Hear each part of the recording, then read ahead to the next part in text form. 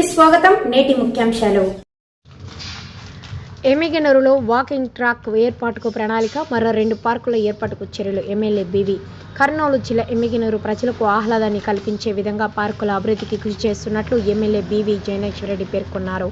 ఎమ్మిగనూరు పట్టణంలో మాచండి సోమప్పను మంగళవారం ఎమ్మెల్యే పరిశీలించారు.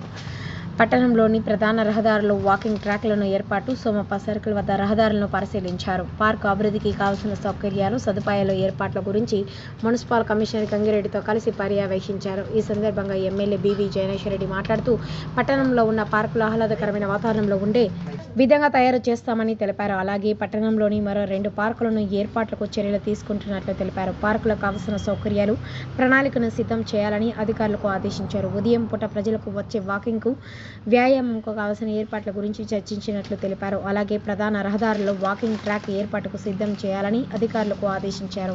ఈ కార్యక్రమంలో కౌన్సిలర్లు, టీడీపీ నాయకులు, కార్యకర్తలు తదితరులు పాల్గొన్నారు.